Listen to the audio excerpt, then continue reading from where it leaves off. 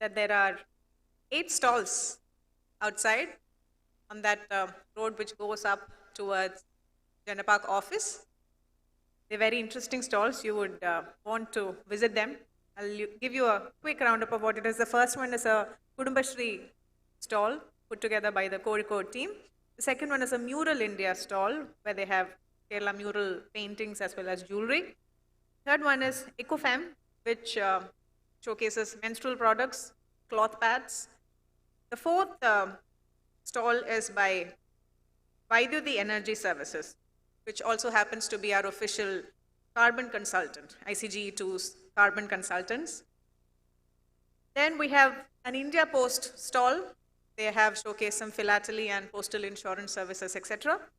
There is Urava stall at 6, bamboo art varieties, gift items, jewelry.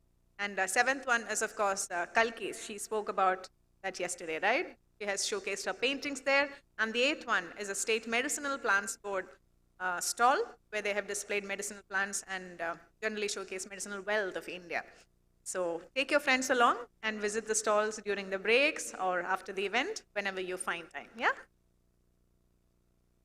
All right, I see about 15 people in the hall and we have all our panelists ready online anyway. So we are moving into the next plenary session, which is at the conjunction of gender equality and environment protection. And this plenary session is being chaired by Ms. Vinita Menon, who's an eminent anthropologist. She is the former dean and who belonged to the Faculty of Humanities at Kannur University with close to 31 years of university teaching experience. She currently serves as the member in the editorial advisory board of the Journal of the Indian Anthropological Society. Do we have Vinita ma'am here? Yes? Yes, that's Vinita ma'am, who's joining us as the chair of the session. Other panelists in this session, Mr. Anup Babu, who's the founder of iWTC Energy Services. He's a board member of iWTC Energy Services. Yes, he's there. We also have Shruti Shibulal, who's the Chief Executive Officer and Director of Tamara Leisure Experiences. Yes, that's her.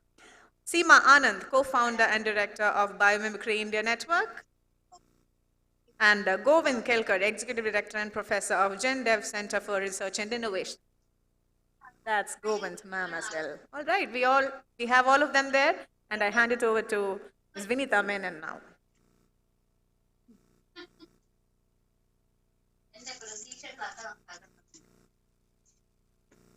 Greetings from Kerala, India. Welcome to all the participants of the International Conference on Gender Equality II, an initiative of Gender Park and UN Women. The conference aims to mainstream the concept of ethical business, looking beyond the models of corporate responsibility. So today, we are trying to bring together, we have very eminent panelists here.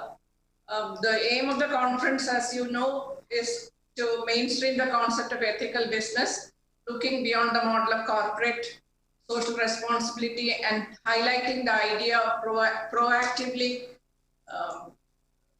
bringing in the notion of integrating measures for sustainable development into core business operations. So in the context of the present pandemic, this issue becomes all the more important, both the issue of crossing over the digital divide and the empowerment of women, all issues which we have heard in the concluding session in the concluding remarks of the previous section. And in this session, we have very eminent panelists who have much global experience from around the world, and also in their own personal activities, they have been involved and having personal experiences with a lot of these issues. So I now would hand over the session to the panelists. First, we have here Govind Kelkar, who is a PhD in political economy of China. She's a visiting professor at the Council for Social Development, Delhi, and professor and executive director of Gen Dev Center for Research and Innovation, India. In her current assignments, Professor Kelkar is a regional council member of Asia Pacific Forum on Women, Law and Development, Chiang Mai, Thailand, Adjunct Distinguished Professor of Asian Institute of Technology, Bangkok, Thailand. She is an honorary professor in Institute of Ethnology, Yunnan Academy of Social Sciences, Yunnan, China, a member of the steering committee of BRICS, Feminist Watch, and visiting fellow at the Institute of Chinese Studies, Delhi. And she has great experience as advisor and also as a practitioner in various areas in US, Netherlands, and in India too. She has previously taught at Delhi University, the Indian Institute of Technology, Mumbai, and the Asian Institute of Technology, Bangkok, Thailand. David Calicut. Let me now hand over to Govind Calicut for her presentation.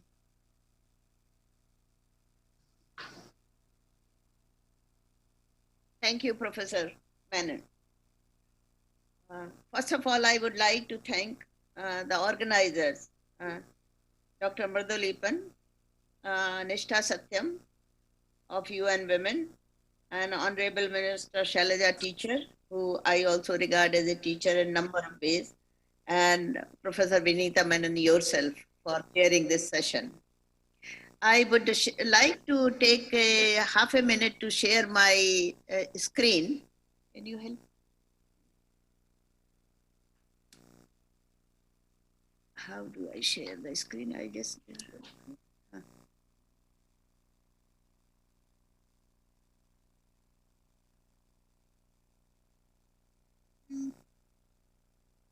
Yes.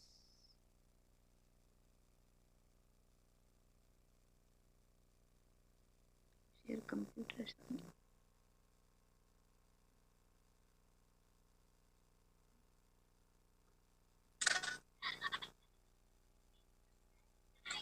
Just 1 second. Yeah, thank you. So I'm going to talk about the gender concern in environment. Are you with me? I hear some noises. Okay. So what is the context that we are talking about? We are really talking about socio-economic and political context. And we find really because the environment, which is the natural environment, is part also of socio-economic environment. Democracies across the world or across the globe have four major problems. Then I'll focus on India. The rise of nationalist populism, increasing attacks on women's rights and existence, and the environmental crisis, and rising women's agency in rural Asia and India in particular. So this is there is a political concern for dignity and equality and human rights, seemingly, but in practice we do not really face. And on the other hand, we face the kind of, seem to be losing grounds to fundamentalism, militaristic forces, hegemonic and toxic masculinity or patriarchy, whatever, within home and outside. So this is the environment that one is talking about. Coming back to the kind of energy and environment, that is I wanted to say also that I would like to focus on clean energy, where a lot of women are engaged, clean energy for cooking. Why it is important? Because in India, close to 86% of the rural household primarily rely on firewood for cooking. And what is the dangers of firewood? There is the release of carbon dioxide and a built-up of greenhouse gases. This is so shocking to know that estimated 30% of the ambient air pollution in the country is due to household air pollution from cooking with solid biomass, wood, coal, kerosene, and there is a death, 1.3 million deaths annually in the country due to, these are largely women and children, or mostly women and children, due to household air pollution. So that's why how the clean cooking is important for our environment.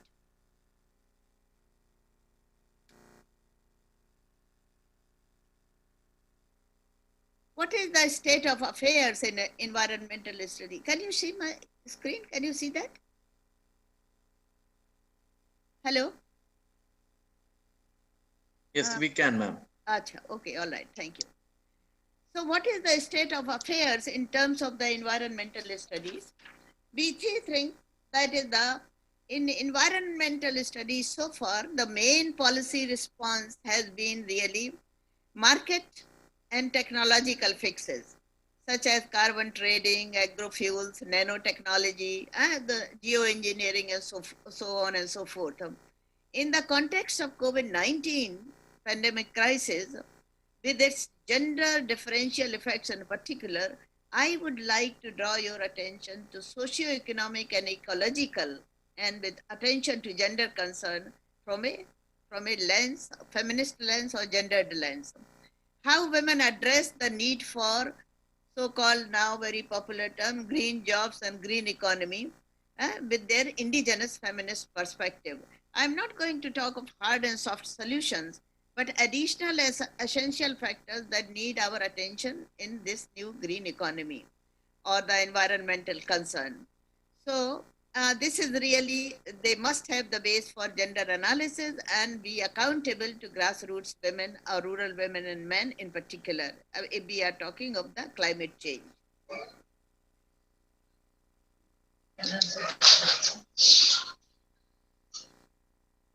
So attention.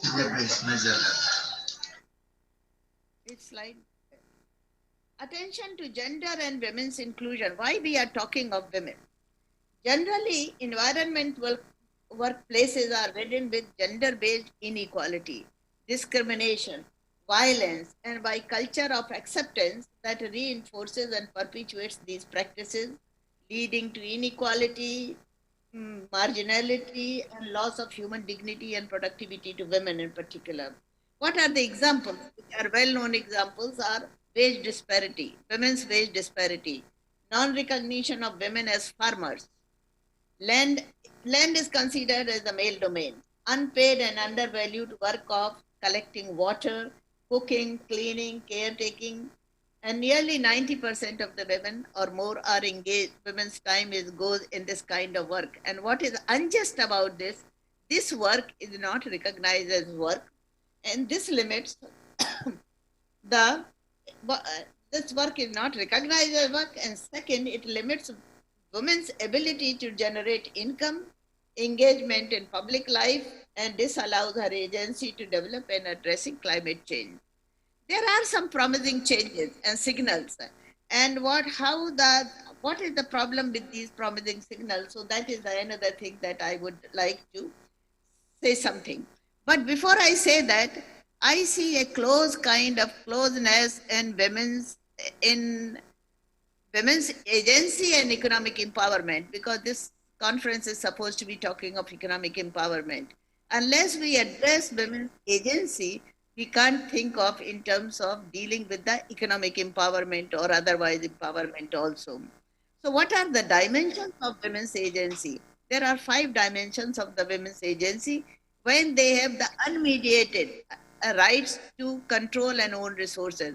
Unmediated means not through household, not through the head of the household, but through their individualized rights. They can be seen as the citizens in their own right as individual citizens. Second is freedom from fear of violence within home and outside. Outside means workplaces, streets, and I don't need to further elaborate in this kind of thing. How much violence is there in the workplaces, including kind like Tirupur, and Delhi is considered as the world's center for the violence against women. So much violence in the public places. Ability to think and act to secure their strategy. There means women's strategic interests. If they needed change in gender norms, then there should be change in gender norms. Decision making over their reproductive work, including birthing and nurturing. Having adequate representation and voice in society and influencing policy. These are the 5 dimensions or critical elements of women's agency. And if we acquire these, then only we can say that we have advanced in the process of empowerment. Feminist analysis based on really the in terms of what they have contributed. Feminist analysis, including feminist economics, have contributed going away from the domesticated agency. Domesticated agency has a different meaning in different contexts, but in my context, as I interpret, when women are asked to give up their right to own land and other resources in favor of male relatives, this is one example because I work in these two areas, energy and land rights of women. Then I see that is the domesticated agency. You want to empower women, but you don't want really to have change in gender relations or gendered subordinate position of women. That would be the domesticated agency. So that is not really, if we have the domesticated agency of women, that is not empowerment. And only rarely women are able to successfully resist this kind of domesticated agency because we tend to compromise on one reason or another. So agency changes with economic and social system. So that doesn't mean women can really be empowered when the rest of the marginalized communities are empowered. No, empowerment goes along with other sectors also. Should women not have the right to invest in their own development of skills irrespective of community norms? Community norms are very important, but should women not have the right to invest in their own development skills? This is the fundamental question that I am raising.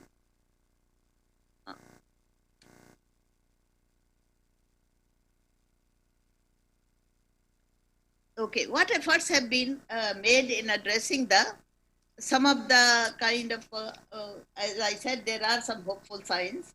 What is, and I'm going to present as a case study of this hopeful sign, effort at addressing the clean cooking energy. It was developed earlier as a kind of project in Andhra Pradesh. The World Bank and Government of India joined hands and in giving the clean, LPG connections to rural women. And then it was made by Rajiv Gandhi Gramin Vitran Yojana in 2000, again took up this matter in Orissa and in some other places. But the challenges were some in the earlier project, Deepam project, lot of LPG were sold.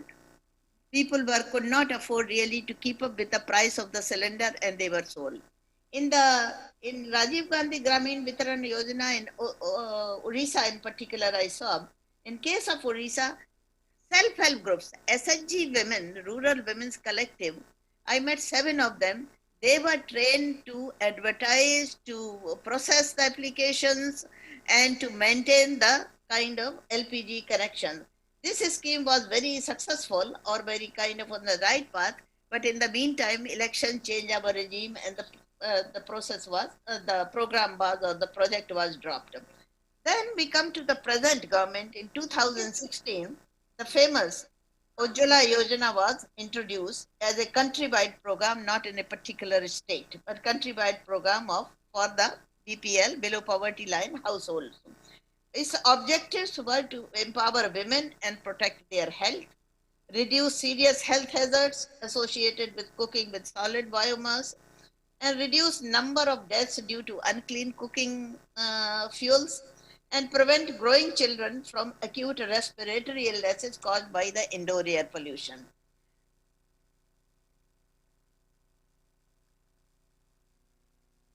But it was really seen as the government program, but there was a civil society's involvement. So we do not rule out the civil society's efforts in terms of changing the system, and there is a lot of potential for that. Because prior to the launch of Ujjwala scheme in March 2015, the Government of India launched a Give It Up campaign. What is the meaning of the Give It Up campaign? Motivating economically better off LPG users to voluntarily surrender their LPG subsidy. And that surrender, money saved from that surrender would be used for the below poverty household to buy the LPG cylinder or buy LPG connectivity in the poor rural areas. In 1 year, 10 million households had voluntarily given up their subsidies. So this was the progress. And the surrendered subsidy was redistributed by Government of India to provide cooking gas connections to poor households free of cash in the name of women. This is important. in the name of women, irrespective whether they married or not married, whether they were single widowed. So head of the household was not used. And here one effort was made when women were recognized as citizens in their own right and not really part of the subsumed in the community that or the household. That is very important thing to understand or to recognize. What are the drivers that kind of most effect on gender and energy policies? One driver is really electoral politics. Most of the good things happen, as you all know, when the recognizing women, rural women, particular as voters, because the state simultaneously talks to two groups of people. One is the really the elites with male forms of power or male types of power, having access to governance. You see them everywhere. I mean, the bureaucracy and other important positions. And the government has to please them, and they please the government. So this is the kind of elitist form of the government. And second is but the government in a democracy cannot exist only with their power. So it also talks to the political constituency of the organized groups of women and men who will influence through their voting rights, that who will keep the regime in power. So the government talks to both and tries to please the both. That is one undercurrent of these changes. Enabling environment, institutional structures to support an enabling environment that recognizes the need to address gender-specific barriers. So it is the internationally, as you all know, that is the kind of the one has to talk on in economics on gender. Now it is no longer possible really to realize. I mean, recent case that when the Japanese important leader, he said something that women talk more, and he doesn't talk to women and he doesn't want to invite women. And the result was that he has to resign and he's a former prime minister. Now, this is the environment that has been created really when we want to address the enabling environment. Sexist remarks or sexist discrimination and the racist discrimination or the caste discrimination, we cannot really any longer it can be tolerated. You saw also in US elections. So women as economic agents is the next thing that you create an enabling environment. As women, recognition of women as producers, income earners, breadwinners, and not dependent on the heads of the household. We are still pretty limited in that. We still recognize that women as within the household or follow the instruction of the head of the household, even in poverty reduction program. And importantly, this is being discussed now in World Bank, including in World Bank, that whether we should, how we should get rid of the concept of the head of the household. Otherwise, whenever the open society is introduced, head of the household is introduced. In China, because I did my PhD on China's political economy, in China, head of the household concept was not used in socialist China.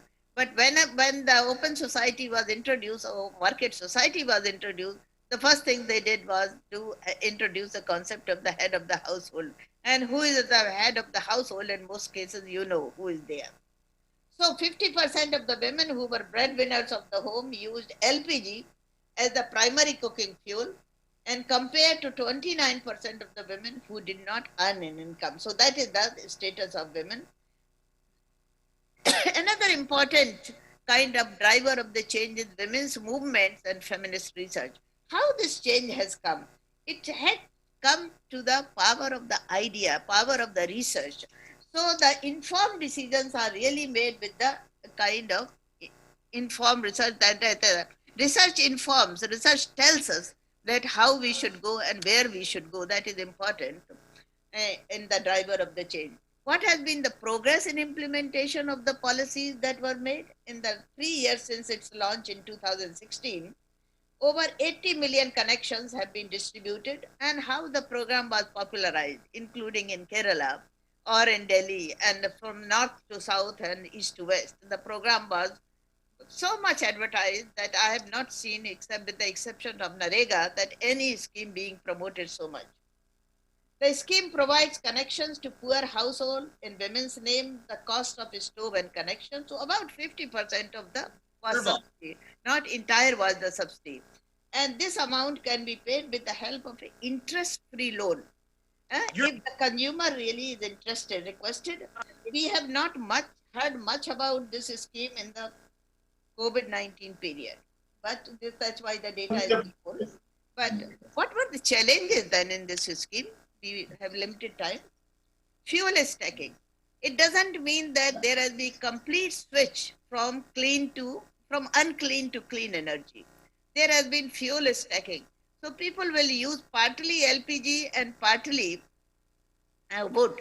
And that also, we saw the Kerala countryside also that was happening. All those things were much better. About a quarter of the Ujjwala consumers enrolled till the end of 2018, and they had not taken more than 2-3 refills.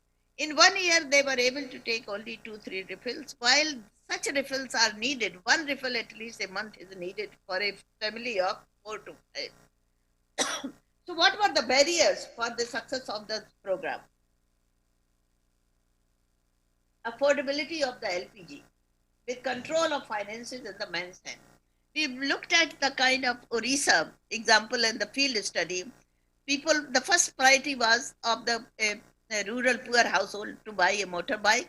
Second was to have the electricity connection.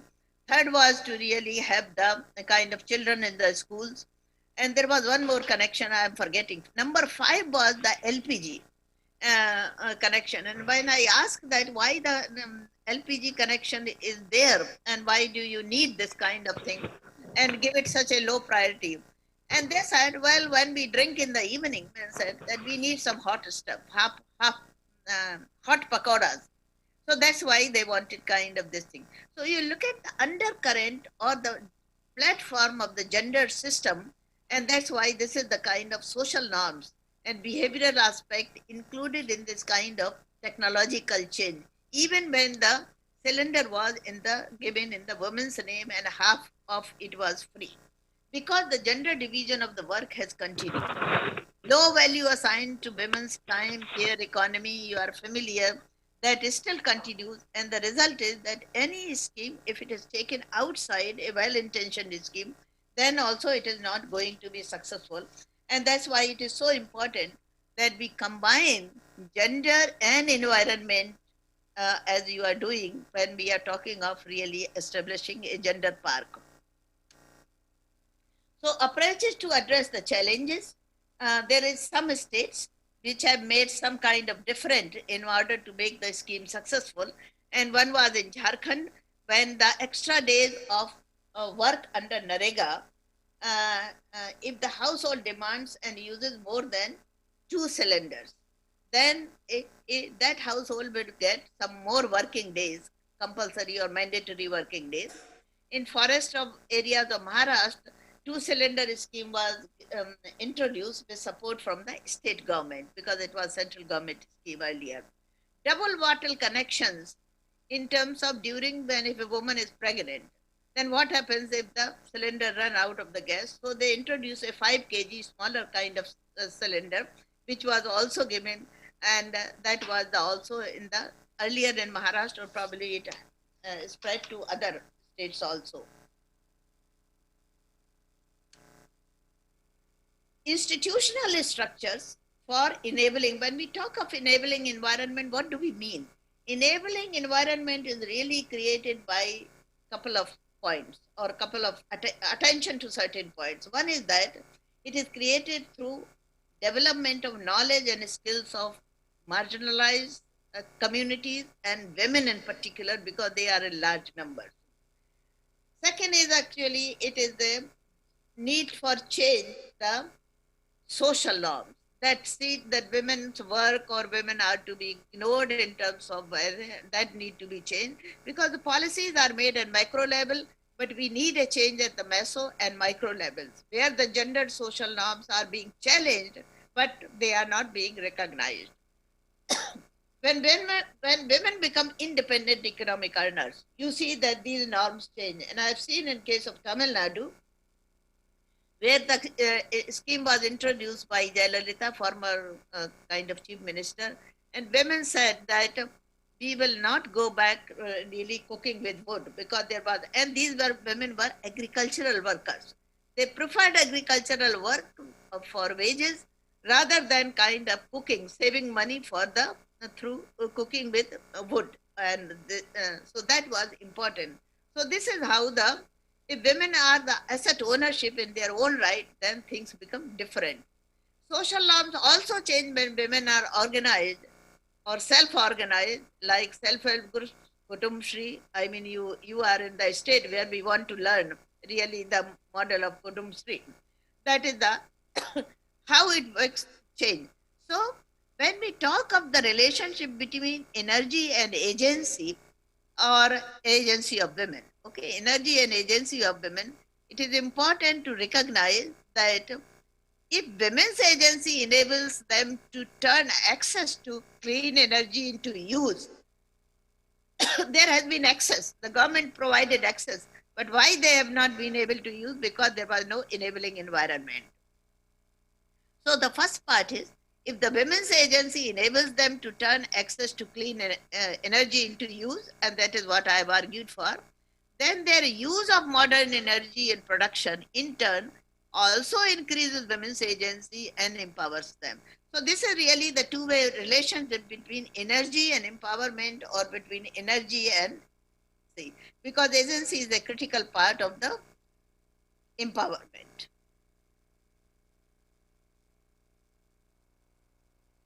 How do you build? I had the last two slides. How do you build really an enabling environment? You build an enabling, what are the key messages in building an enabling environment? Unmediated, not through marriage relationship, asset ownership. So what are these assets, productive assets that we are talking about? Land, house, energy, and new technology. This is the kind of, these are the assets. So like cylinder, a small thing was introduced. Why women don't have the land rights? This is important. So if you want to build an enabling environment, it is very kind of critical that they must have the assets in their own right. Delinking the land ownership with the status of farmers, so that women are not recognized farmers, as you would know, because they don't have the land in their name. So they don't have the access to the government scheme meant for farmers. Training and capacity development in new knowledge, new technology, financial skills, and technology to use and operate. Whatever the technologies are introduced, that is important. And there is evidence to say that valuation of women's work is needed for subsidized LPG program to result in the fuel switching to clean cooking energy, because otherwise it becomes fuel stacking. You tend to cook, it is also becomes one of the fuel and the household air pollution does not get improved if you don't completely switch. Any energy efficiency program has to aim at two things simultaneously. One is accessing project programs result in increased agency of women. So we have to see whether results of this program is going to increase the agency of women. Popularly, we call it women's empowerment. I call it agency because it really breaks down the elements of the empowerment into separate pieces, and it says whether we are on the right path or not. And second is increasing the efficient use of clean energy both for home and outside in agriculture. So how do you really use? So solar for irrigation and so on, renewable and clean energy. So development of economic agency is critical for achieving women's empowerment and SDG goals, which is one of the kind of things that we are talking in Gender Park. What are the suggestions for policy effectiveness? I'd like to interrupt. How we can really excuse me, ma'am, I'd like to interrupt for a second. The policies that are made and they are implemented. First thing, a gender neutral framework doesn't work. There is nothing like gender neutrality. If certain people are kind of certain, whether marginalized group, and that is the group of women here we are talking about, there are other marginalized groups also.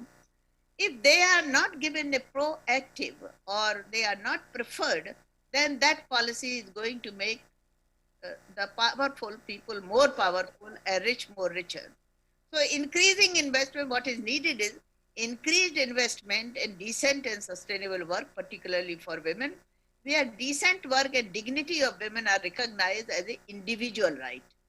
And second, marriage is seen as an equal partnership and not of women's dependency within the institution of marriage. This is a very powerful institution for women's dependency. So that is I'm not against marriage, but what I'm against really talking of marriage is an institution where women's independence is enshrined.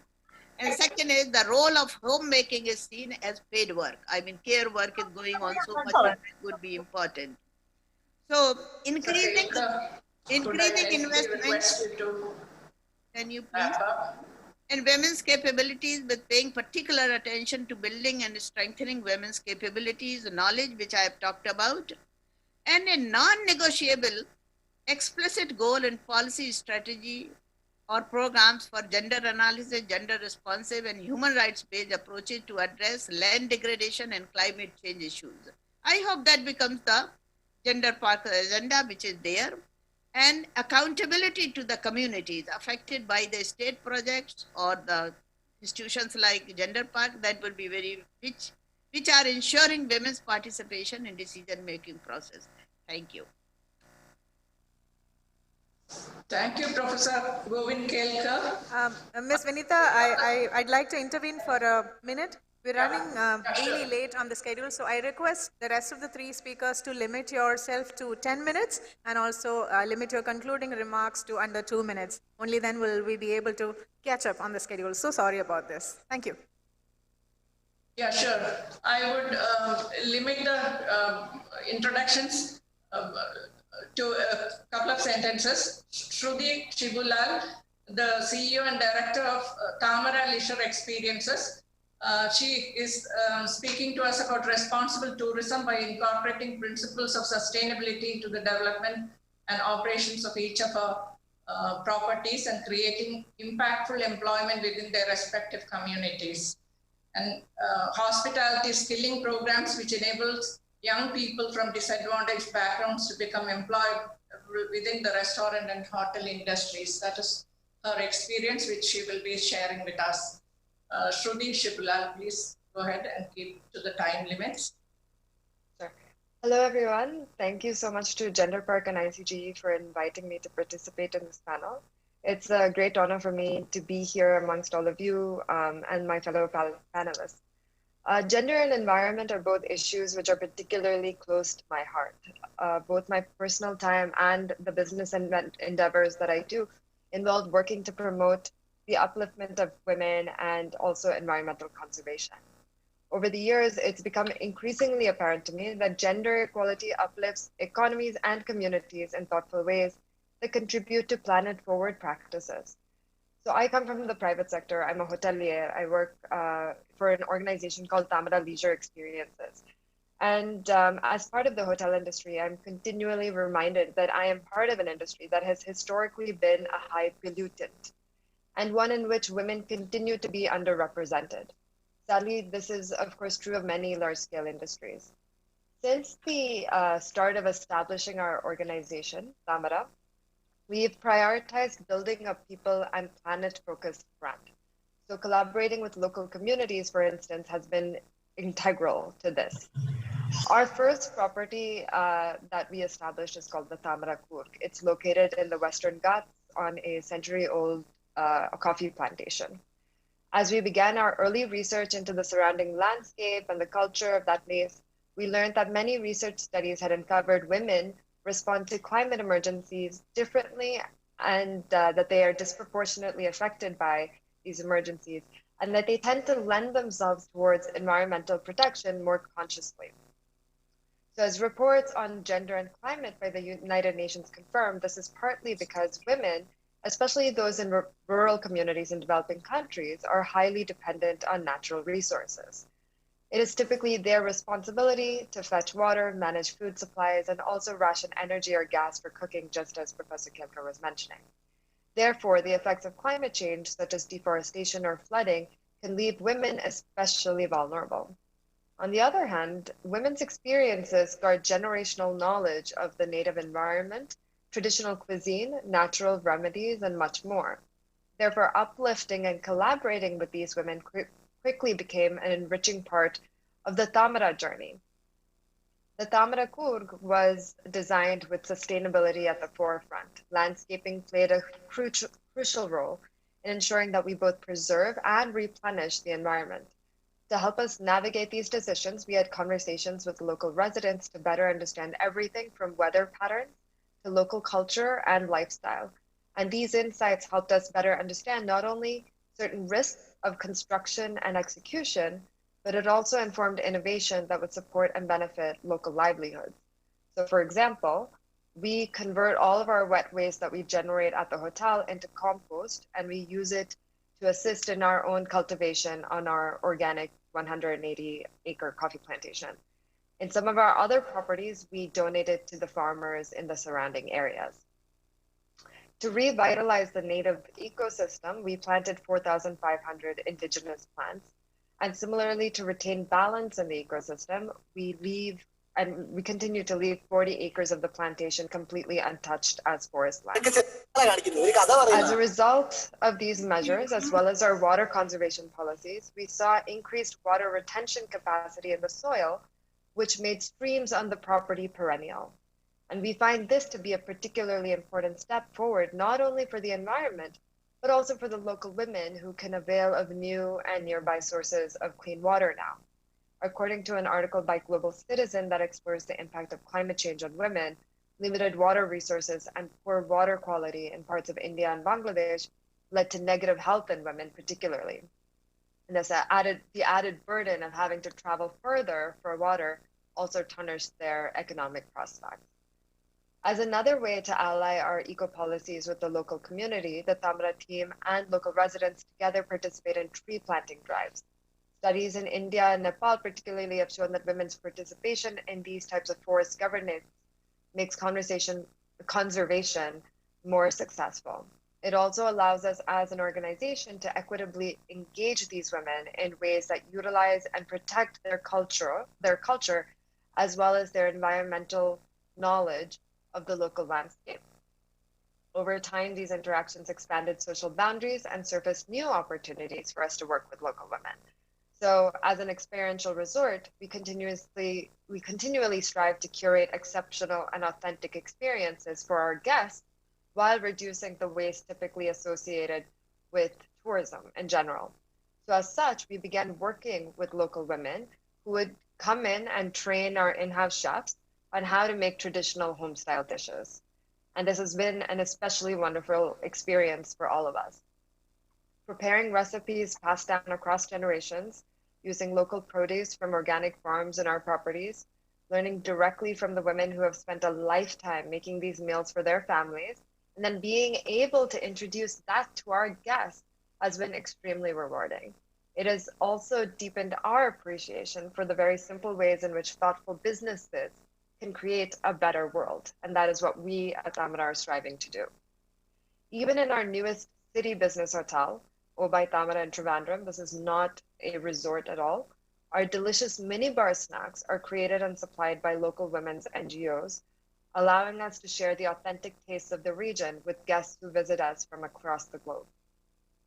On the recruitment side, we believe that financial, intellectual, and social capital are essential for well-rounded development. So we hire locally as much as possible. Around 57% of our employees are from local communities, and around 80% of our employees who work in our properties stay in company-provided and maintained accommodation, which are within walking distance from their workplace. Ease of access improves social security, it eases concerns of physical safety, and encourages more local women to apply for these local jobs.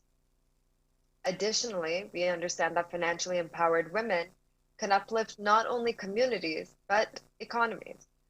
So to increase the minimum wage and pay parity, periodic surveys are existing gaps. We address any possible disparities quickly and implement procedural measures to ensure that the problem does not reoccur. We also offer our employees zero interest loans on a case-to-case basis. Access to credit can, of course, accelerate personal growth, and it incentivizes career growth and positively impacts not only the life of our employees, but also their immediate families. Human capital building is at the heart of our comprehensive people and planet-focused business culture. So education is the key to not only elevating socioeconomic status among rural women, but also increasing climate awareness within this growing cohort of individuals who are more severely affected by these issues. As an organization, we provide scholarships to underprivileged children to promote quality education. And right now, 8 local students enroll under this program every year. Vidyadhan, which is one of our sister organizations under the umbrella of the Shiblal Family Philanthropic Initiatives, additionally provides thousands of scholarships every year. We also conduct donation drives towards the education of children affected by the floods and support nonprofit organizations working towards making education available to all. During a particularly difficult season of flooding in 2019, Tamara, as an organization, provided food and supplies to those in need, and we ensured paid leave to all employees who worked as volunteers in flood-affected areas. And finally, coming from a family with a background in tech and having witnessed its immense contribution to helping us scale and navigate responsible initiatives, I'd like to close with this point.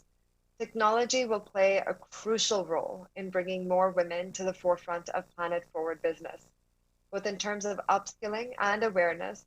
Closing the digital divide will be essential in building up purpose-driven women leaders.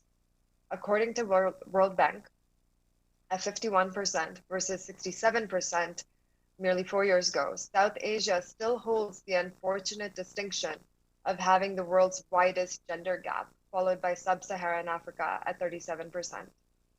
So why should we be worried? The answer is simple. The digital divide could increasingly prevent women from accessing life-enhancing services for education, health, and financial inclusion in a world that has become virtual overnight. The advantage of tech in helping to solve this problem is that it transcends social and cultural barriers while creating compounding value for individuals, communities, and businesses. Over the course of the pandemic, we leveraged tech-enabled processes to provide our staff with cross-departmental training, fresh career maps, access to mental health care, as well as recreational or interactive activities. Both simple and cost-effective, the tools worked to elevate human capital across the team and strengthen, I'm just wrapping up, across the team and strengthen the entire organization. So businesses can therefore invest in their employees simply through access to information, which will jointly reduce gender disparities through skill building, catalyze innovation through learning, and serve to build a culture of responsible, equitable enterprise that serves many generations to come. Thank you all once again for having me, and I look forward to the rest of the speakers. Thank you. Thank you. We are really running short of time. I'm sorry I'm interrupting and making you stop. Let me now move on to Anu Babu, who is an international engineering and management consultant with over a decade of experience in the developed markets. He will be sharing the experiences of developing energy efficiency and renewable energy strategies and its implementation to meet the sustainable development goals. He has played leading consultant roles in major renewable energy projects development in various countries, and his energy startup called iWTC Energy Services, Kerala, India, has given the experiences I'm expecting he will be sharing with us. Anu Babu, please stick to the time. Thank you, ma'am. A warm welcome to all of you and good morning. So let me first thank Dr. Sunish sir and his entire team behind hosting this successful event. And because of the time constraint, I'm going to shorten the entire the conversation which I was supposed to have. I'm going to give you a kind of a story, a real story which addressed this gender equality and how entrepreneurship in this domain could be addressed. So nevertheless, I'm going to use my own story. So in order to bring this context of developing entrepreneurial practices that address goals of gender equality and environment protection, let me give a brief of my background. It would be kind of interesting to hear for all of you because it's a story. So I come from a traditional Kerala family background, so where my mother, she is a housewife with a mission to make children, to take care of them and the entire family throughout her life. Yeah. My father used to work in Gulf, in Kuwait as an electrical expert for a petroleum company, earning for us all throughout his life. And the output was that, they just compromised on various opportunities in their life for the betterment of the family. So I would like to reinstate on the fact that my mother was passionate in various engineering sectors, but her voice was unheard. Likewise, many mothers of many people. So she was successful enough in supervising construction of house of our family. She had some amazing negotiation skills and for the land acquisitions and so forth. So I'm sure 70% of the case of most of the expats family in Kerala, which is, most of them, and they are contributing almost 13 billion US dollar a year as a remittance from the Gulf countries or around the world. So in my case, I was about to start this typical expat life in UAE, but the lessons learned from the international market has always made me think the opposite of what a typical expat from Kerala would say, that we need to save a lot of money, go back home once we have savings in the bank. But instead, from my experience gained after being exposed to sustainable development activities of regions like Middle East and Europe, has given me a close view of how United Nations and other coalitions, work towards in supporting countries in building an environment-friendly ecosystem. So you might be thinking why I was not aware of these aspects before, because my parents, especially my mom, she couldn't get hold of this kind of information to be shared with us, as she never had anyone explained about these. So this always triggered my vision to develop an entity in my state of Kerala and the community through bringing mentorship and social entrepreneurship in creating more awareness and capacity building to the state. The surprising fact is that few of us know that Kerala is ranked #1 in SDGs in India. It's also hard to find companies who take sustainability seriously these days. But I'm so glad that Ms. Ruti was mentioning about waste management, local food chain, 57% of local community recruitments are from the local communities, etc. And so we are a group of professionals, of which majority of them are women, started a venture in Kerala. We just had one mission, supporting in building Kerala to become a sustainability leader like what we have already proved in other sectors. And we addressed energy sector, which is almost 60% of our life requirement and major contributor to climate change and the destruction of environment. Guess what?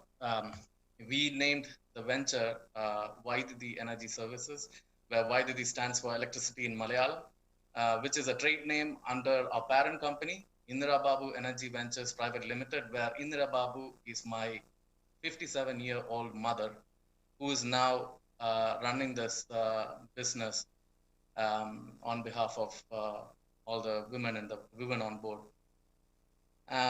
So now we have also acquired some stakes in one of the prominent company in the e-mobility space, which is based in Calicut, and the company name is called Charge More, and we are the first EV charger manufacturing company in Kerala, and we have taken and my mom is again a mother of that company, a part of that company as well.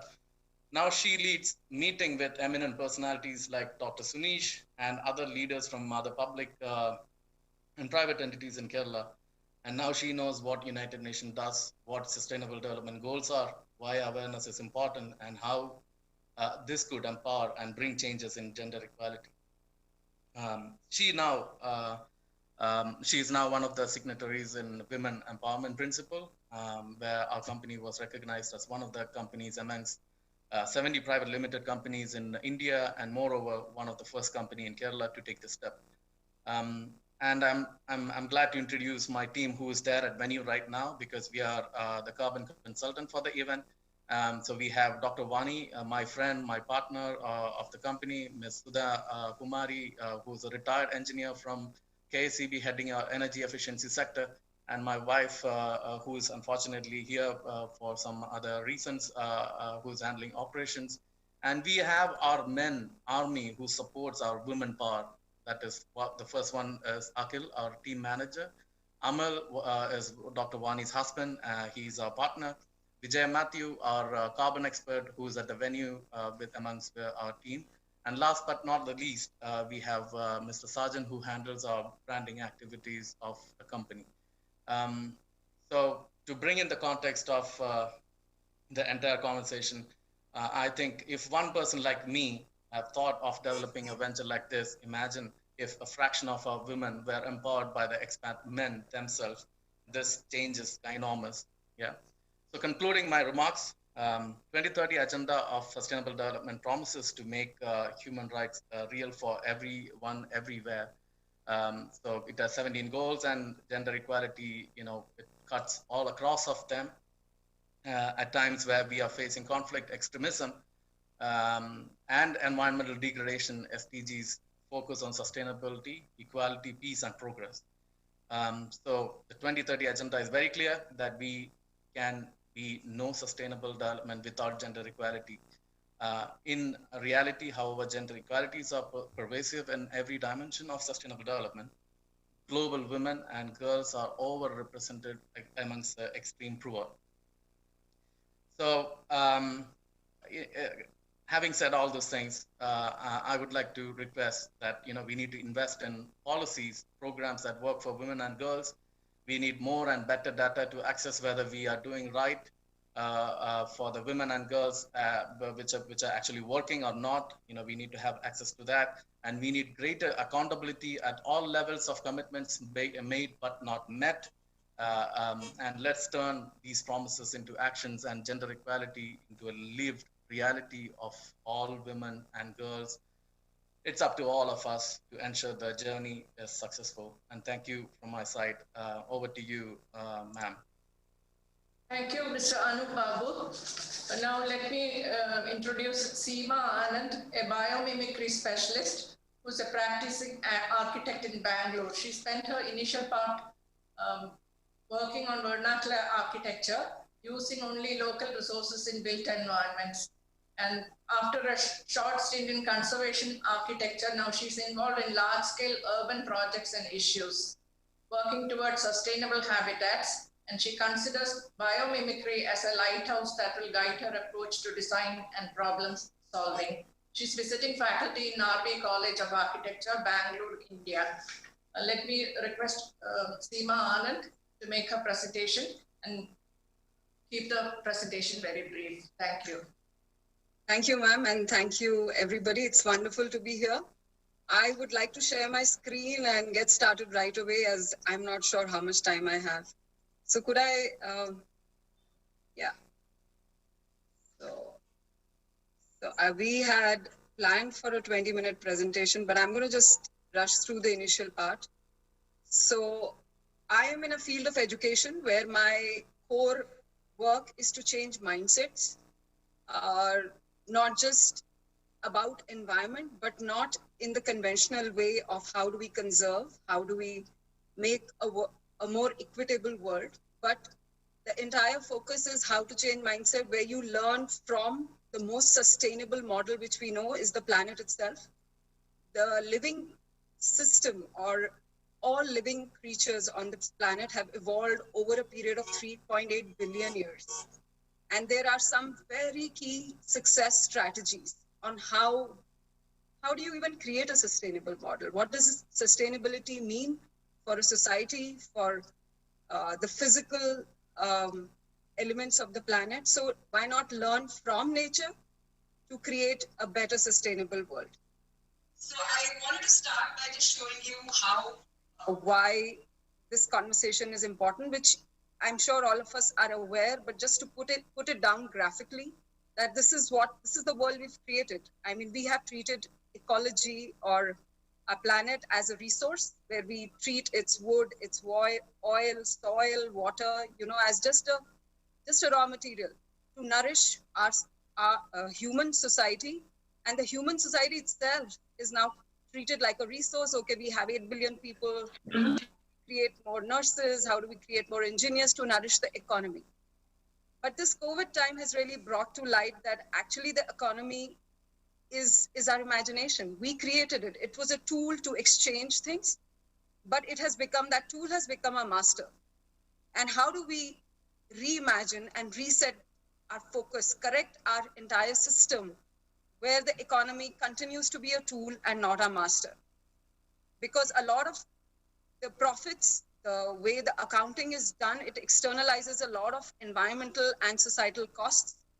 Otherwise, things would not, a lot of profitability would not appear the same if those costs were really taken into account. So how do we reimagine a new economy where the economy is serving us, not the other way, and we are in alignment with the planet, and that's the most sustainable model than the current one. So we have a choice going forward. Do we want to continue the same ways, or do we gain a greater alignment? But you might ask, how? Is it even possible to have a vibrant economy and a better ecology? And that's where the field of biomimicry, which we call a great old new idea. It's really old because that's how 90% of our time as a species, as a human species, we've spent out in the outdoor with nature. Learning from nature was how we survived. We knew it inside out.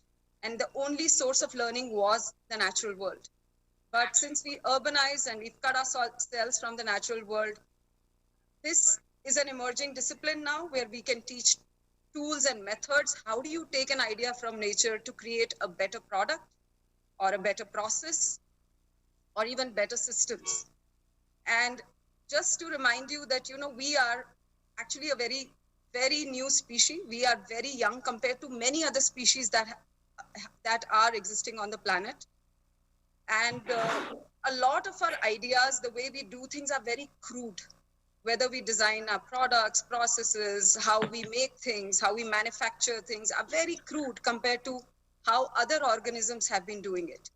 And I'm going to so this is one level of biomimicry, which excites a lot of designers and engineers, that how can they take an inspiration from nature to design more efficient products, which are using less energy, non-toxic material, or a lot of processes. How can you sequester carbon, which is a big issue today in the environment?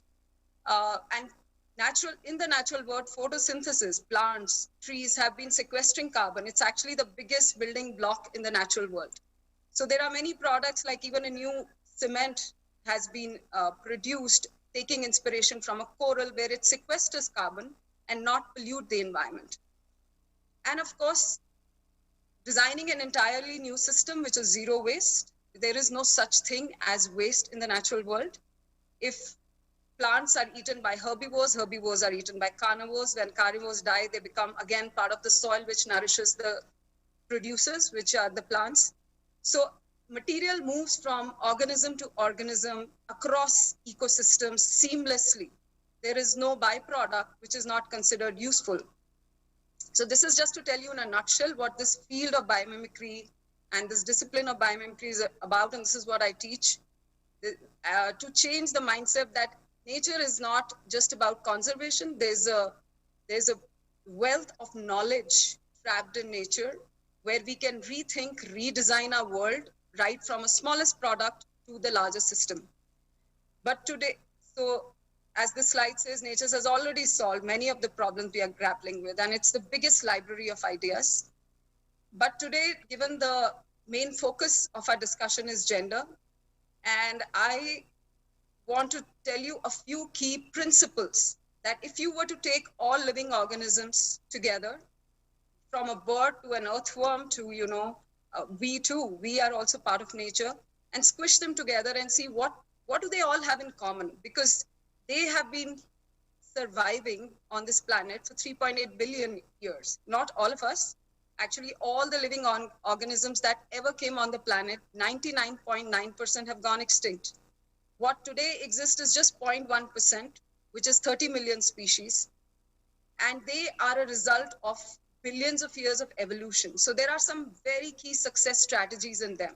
So what is common between them? Because that is what helps this complex system of the planet make it sustainable.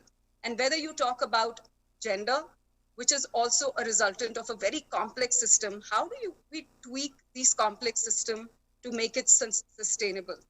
So I'm going to just take you through some key principles that we teach in this discipline and how they can align us to the way natural systems work, because that's the only way we can sustain. So one of the key principles is that nature thrives on diversity and inclusion.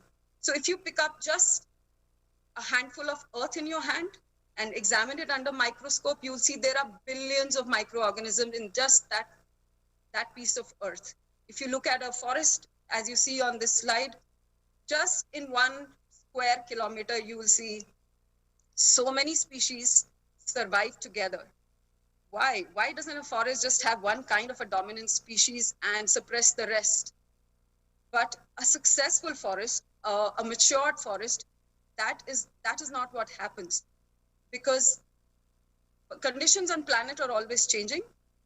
You don't know today this year there's going to be a drought, there's going to be less nutrients. Next year there might be an earthquake, there might be a forest fire.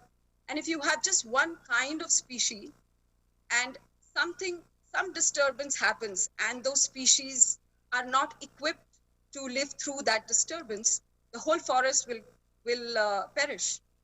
But if you have a variety of ideas, you have a numerous kind of species surviving, chances are some of them will see through that disturbance and the forest will can survive. So the entire system doesn't fall apart. So today when we are debating that how do we create diversity and inclusion? It's been happening for billions of years. Evolution is all about diversity. We are 8 billion of us. Each one of us is unique. 99.9% we share the same DNA, all of us. And yet there is a slight mutation. There's a slight difference. And that is to create this diversity so that as a species, we can survive. Even if there is a corona, some of us might not survive, but a lot of us will. And that's how nature thrives on diversity and inclusion and makes it more resilient as a system. So the collective intelligence and collective decision-making is a very key principle in the natural and living world. So I'll take an example of the bees. If you've ever seen a beehive, there are thousands of bees in one hive. But there are biologists who've been studying them for billions of years, and they are one of the most successful species, more successful than any human species. They have been around for 130 million years, and we are just around for 200,000 years on this planet. So what makes them so successful? So what is collective intelligence anyway? That each of these entities, which is a bee in this case, doesn't have any intelligence of its own. But when they come together they perform such complex tasks like gathering food, taking care of the young ones, building a hive.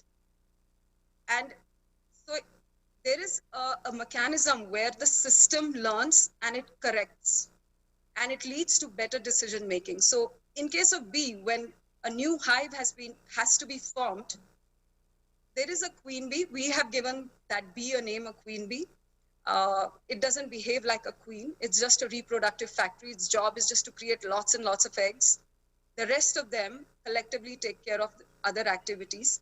They all gather in one location. They take 2 to 3 days to decide where to build the next hive. So they send out some scouts who go, survey a lot of locations.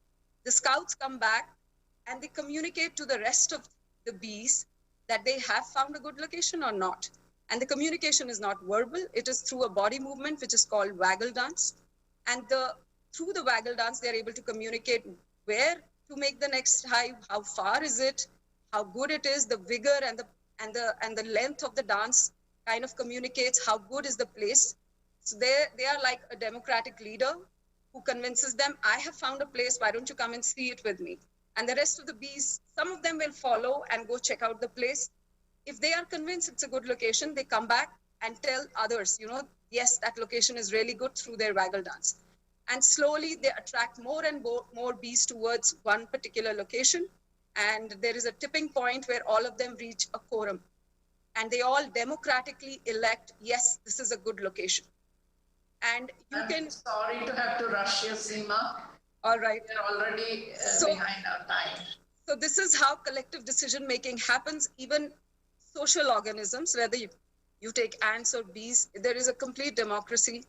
And a lot of bad decision gets eliminated by the system, not by a leader, not by a CEO, not by a manager, but collectively. And this is a key lesson in gender equality, that if you don't allow all decisions, all voices to be heard, the system will not correct itself. You are bound to be led by some wrong, maybe, decisions of a few, and it's probably not the best decision. And self-organization is a very important way. So all these ants, which you've seen many times, there is no leader, there is no CEO in even an ant nest. It's a self-organized system which manage to collect food, take care of their young ones, move the colony where when there is a flooding, or it undergoes any kind of a breakage. And even in a calamity, they are able to collaborate, take decisions. Nobody tells anybody what to do. So self-organized systems, and if we need systems which are more sustainable, we can learn something from ants, how to design such systems. They are decentralized. So a termite mound, if you go and break it, next time you see it, go break it at some point, come back after an hour, it is repaired. So there are no tendering, nobody waits for who's going to do this job next. Shall I float 3 tenders and, call for the lowest bidder to do it? It's corrected. It is, again, self-organized and decentralized. And that's how we need to create systems. There is a lot of collaboration and cooperation. This is a picture of a mycelium network, the entire forest bed. So this is the biggest living organisms. They are called the wood wide web because they are like the internet of the forest. They have a symbiotic relationship with the roots of the plants, and they help not only pass information and nutrients and resources, they also help trees subsidize newer saplings who need some extra nourishment to take root. So if we have to design a system, communication, passing of information, sharing of resources, subsidizing the weaker, the newer, members of the society has to be done. So nature's design brief is that you have to create conditions conducive to life. If you want a species to last generation after generation after generation, you cannot take care of the 10th generation, but you have to take care of the place which is going to take care of that generation. So anything that doesn't allow for a better creation of a better condition is not allowed. The natural selection doesn't allow it to, its offsprings to survive. So this field is really teaching you that how you not only design for human-centered world, which is very common in design thinking, but life-centered. And that is all-inclusive. It goes beyond gender. It goes also, how every bee, every earthworm, which is pollinating things for free, which is loosening our soil for free, those services are as important as any human service. And we have to enlarge our embrace and say, yeah, we need to design for a life-centered world. And that's the sustainable model, which has worked for billions of years. So sorry for rushing it. Thank you. Thank you, ma'am. I'm sorry for rushing you. With that, our panel speakers have spoken. We had 4 wonderful presentations here, all supporting each other and supplementing each other and complementing each other. Govind Kelkar, Shruti Shibulal, Anu Babu, and Seema Anand. I thank each one of you for your wonderful presentation and for cooperating with me. And I don't consider me rude. We really started off a little late with our session. And I hope I have not been really very unfair to you. But all the presentations have somehow gelled together. I don't have much time for the chair's concluding remarks, but I would try to start off with the last panelist thrust on creating conditions conducive to life. And she has very neatly brought in examples from nature and urged us to really consider those lessons and bring it into sustainable entrepreneurship models that we will be trying to build in. The enabling environment that Govind Kelkar has been speaking to us goes very closely to this, and the collective responsibility towards building those kinds of enabling environments have been emphasized in the two other presentations, where experiences from their own situations with responsible tourism and energy efficiency in entrepreneurship, bringing more and more women to be entrepreneurs, have really contributed to the two ideas given by Seema Anand and Professor Govind Kelkar, and the other two experiences neatly complement the ideas which have been presented here. So enabling environment and the agency, which is a very crucial factor in empowerment, have been the thrust of this session, I believe. I thank each one of you.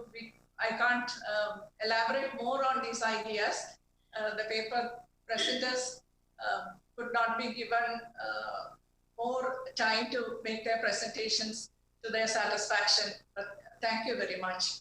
I conclude. Thank you all for participating. Thank you, Professor Vinita Menon. Thank you. Thank you you once so again much. to all the panelists as well.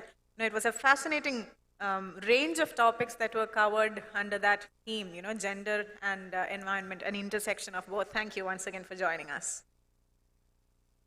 Fortunately, we can't take questions right now. We know that many of you would have liked to, but then we have to take a lunch break now, because in the afternoon, we also have some parallel sessions going on in after the first plenary, which is happening on this main stage. We have 3 parallel sessions going on, and we need to be on time for that. So we are breaking for lunch now. We'll be back here at 1:45 p.m. sharp. That's really a brief break, we know that, but please do come back here. Meanwhile, if you find time, please also visit the lovely 8 stalls that have been put together for you right outside. See you soon at 1:45 p.m.